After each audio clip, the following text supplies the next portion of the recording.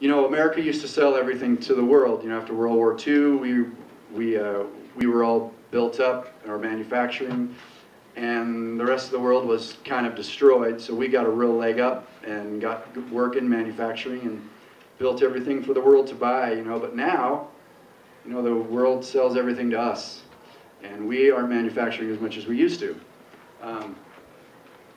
So we didn't really, but you know, the free trade agreements and world trade, you know, is what's kind of causing that to happen. We all know that for the last 20 years, a lot of our manufacturing jobs have exited the United States, gone to China and Mexico, and so, but we didn't really notice that that was happening because we had this booming real estate market, and so everybody could get a job in the real estate market or you know, in building, construction materials.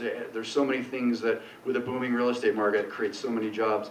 While we were working in the real estate market though, a lot of the jobs were exiting. And so when we had this little crash in 2008, a lot of people, and the market started to tank, a lot of people lost their jobs and went back to the factory to get their job back, but the factory was not there anymore.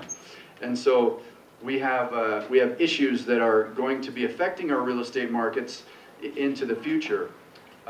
You know, during that time, you know, a lot of people did use their home to live beyond their means, used credit cards and paid them off every few years with a cash-out refinance. I know because I saw that happen firsthand.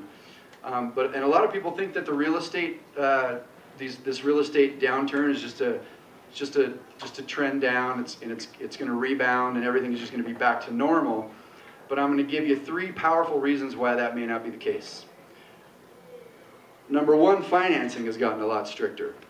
You know, back in the heyday of mortgages, you know, we could give a loan to someone 100% financing with a 560 credit score and just ridiculous. No income verification. So it got ridiculous. So, but they've reined that in, you know, back to where it was back in the early 90s for loan programs. So things are much stricter now. And of course, you know, that affects the demand for homes. When not a lot of people can buy, there's not a lot of buyers, it drives prices down. Number 2, wages are dropping because of what we just talked about. We've got wages dropping in the United States because there aren't enough jobs. A lot of those jobs are overseas. When people don't make enough money to afford these high-priced homes, the prices go down. Number 3, though, this is probably the most powerful of all in the short run, is that 15% of homes in America are vacant. And a very large portion of those homes are homes taken back by the banks in foreclosures. But what's even more scary than that is that about 1/3 of the homes that they've taken back in foreclosure aren't for sale. So these right here represent all of the homes, they call that shadow inventory. They aren't on the market for sale. Why? What? They're waiting for the market to recover. That's right. That's right. What would have happened if all of those homes were for sale?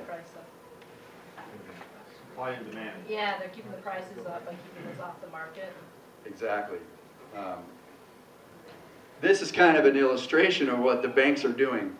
So you have the banks kind of holding up the market artificially, because if they put all those homes onto the market would tank. If all the homes on your street were for sale, they wouldn't be selling for much. Okay? So they know that. They own all these homes. They don't want the value to go down, so they are just releasing a little bit at a time into the market to keep it stable and not have it fall completely apart. So the value of homes right now is artificial. It's not really real. So that right there affects the value. So we've got huge issues on both the supply and the demand side of the economic equation. We've got restricted financing, bringing down demand. We've got dropping wages, bringing down demand, lowering prices. And then on the supply side, we have too many homes for sale. And of those homes, you know, not even all of them are for sale. Like about 2/3 of them are still not for sale. So that's a pretty powerful equation for lower prices of homes into the future. Now, I'm not saying that we're not going to get little bumps here and there. We're kind of feeling one right now a little bit, in Utah anyway. But as far as the country in general, if we don't start manufacturing again, if we don't start being the America that we were, 20 years ago, then we're probably going to not have, these things probably aren't going to change very quickly. So, my attitude about reverse mortgages is, seniors may want to look at doing this sooner than later, because if their value is going down, most of them say, I want to save my home for my kids, but every year it's worth less than it was the year before. So they're not saving much. If they can do a reverse mortgage, they can get some of that equity out of there, lock it in. There's lines of credit they can do, or they don't even have to take the money right now. They can just lock in the line of credit for the future and take the money when they need it. But then they have a hedge against inflation. They may not have, they may lose equity in the future, but if they have that line of credit set up, they're safe. That part of their equity is safe anyway. So reverse mortgages aren't just for the person that's out of money and is down on their luck. There's also strategies to be used for people that are more well off. Some people take the money out of a reverse mortgage, they leverage it into things that can help their kids more. I mean, there's even a way to leverage a portion of the reverse mortgage into a life insurance policy, for example, leaving their kids 2 or 3 times the amount of money that they would have gotten if they would have just waited for the home. So there's lots of strategies. They're not just for the down and out. Okay. So let's talk about some of the myths out there, some of the things that people may believe about reverse mortgages that aren't true. So number one, you don't give up the ownership of your home. I've heard a lot of people say, you'll lose your home if you do a reverse mortgage. It's not true. You maintain, if you're on the reverse mortgage, you maintain the title. You're on the title, you're the owner. You can sell the home anytime you want. You have to pay off the loan, of course, when you do. But reverse mortgages aren't lent up to 100%. They leave plenty of equity left in there for people to be able to maneuver, sell, refinance if they want to. But they're in control, they stay the owner. You don't need income or credit to qualify, like the song said. You can be in foreclosure. I did a loan for someone in central Utah that was 2 months behind. He'd lost all of his savings in this whole crash, and had a big payment to make on the mortgage. Was 2 months behind. We paid his mortgage off, gave him another 40 grand, and he's safe in his house now. You won't have to worry about getting kicked out. There's no restrictions on how the money is used. I'll talk about a few things that I think should be restrictions, but you can't lose your house. The only way you could lose your house is if the spouse was maybe too young to get on the reverse mortgage, because you got to be 62, and the husband, say the husband was older and he got on the reverse mortgage. If the husband died, then the reverse mortgage would be called due if the wife was not on the loan.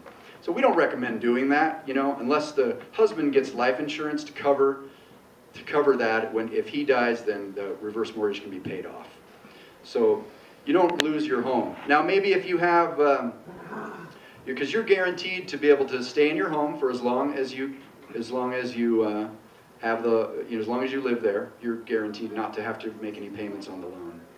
So it's just a loan that you don't have to make payments on. They're just postponed. The interest just accrues, and it's postponed till later, till after they pass away or permanently move out of the home.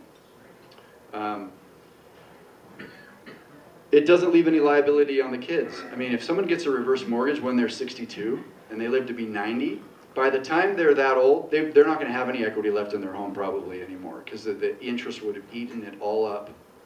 Especially if values don't go up, they may not have any equity left in their home. So they could be in an underwater or upside down position on their home when they die. But reverse mortgages aren't like regular mortgages, and they don't have a personal guarantee signed. So the only way to collect the debt is through the home. They can't come after the borrowers or the borrower's children or heirs. So there's no liability on the kids if they end up owing way more than the house is worth when they sell it. The kids just walk away from the house. If there's equity in the home, then the kids would sell the home and get the equity for themselves. So it works the same way. There's just a loan to pay off, and it's a growing loan. Okay.